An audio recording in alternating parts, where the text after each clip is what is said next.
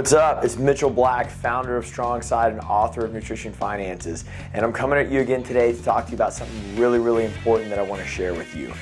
At Strong Side, we've developed the 5 minimum physical requirements of human life. Basically, the 5 things that all human beings need to be able to do to acquire and preserve functionality for the rest of their life. And one of those 5 things is cognitive ability.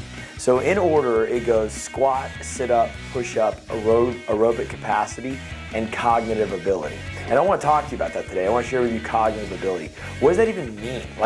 How do you train it? What are you trying to do? Look, here's the deal.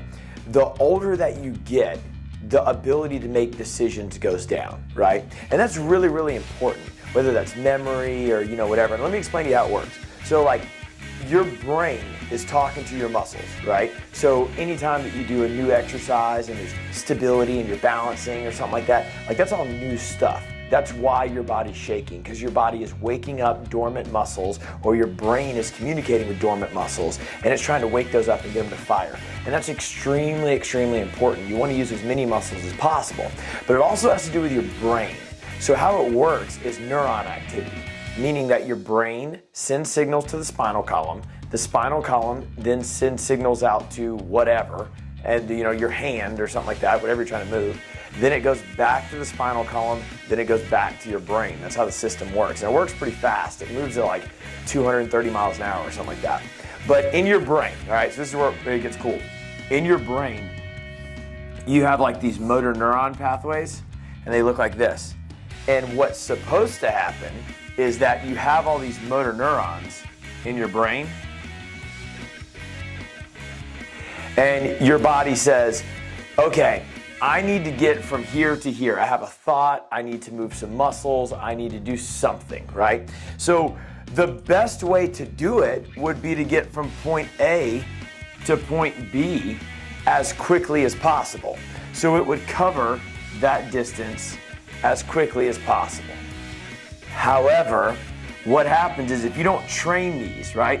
If you don't train this, if you don't think, if you don't move, if you don't do exercises or activities that are challenging you and cause you to think while you're doing it, you lose those motor neurons. Those motor neurons start to go away. They become dormant, and you don't want that. So what happens is it takes longer to get from point A to point B. So it would go here, and then it would go here, and then it would go here, and then it would go here to connect that motor recruitment pattern up. That's how it works. What does that look like? So first off, it looks like things like falling. It looks like the inability to control yourself, the inability to make decisions and change direction. Coordination goes down. Ability to think goes down. Those are all drastic. This stuff, a lot of it comes from a book called Spark. There's a lot of research in there showing the degeneration of motor neurons and how it affects Alzheimer's and how it affects the aging process. I mean, it's massive. It's a big deal. That's all you really need to know. But how do you train it? That's what we do at Strong Side, man. Why do you think this stuff is so hard to think about? We get that all the time. People come in, they go, oh, I'm not coordinated, or I can't do this, or whatever. I know you can, right? That's why we're doing it. Agility ladder, the Olympic lifts, a snatch or a clean, moving quickly, reaction time, even just jumping on a plate in and out, making decisions like cones and ladders. As fun as that is, it is massively important. You have to train these neurons, because when you train them and you do exercises that make you think, make you change direction or move barbells or whatever, you generate more neurons. However, if you don't use them, you lose them. So you have to keep doing that. You have to keep doing things that think. For example, when they studied this, when all this research was done, they would have you do things like walk on a treadmill and read, or they would have you dance, or they would have you do something where you had to think about the physical activity that you were doing. However, nothing was as high as making decisions while you're exercising. There was a 76% increase in your brain function when you started doing exercises that required you to think. So if you're just gonna stand there and you're gonna do bicep curls, I'm not saying you're not going to have great biceps. I'm sure you'll have great, best looking biceps at the beach, all right? But what I am saying is that it's not doing anything to preserve your 5 minimum physical requirements of human life. And why do you work out? Like, I get it. We all work out because we want 6 packs and we want, like, but there's a real reason why you work out. You're trying to preserve something, right?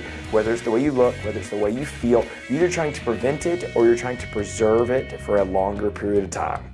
And I'm telling you, the more you challenge it, the more you get on those Olympic lifts, the more you do things that produce massive value, the better your training is going to be.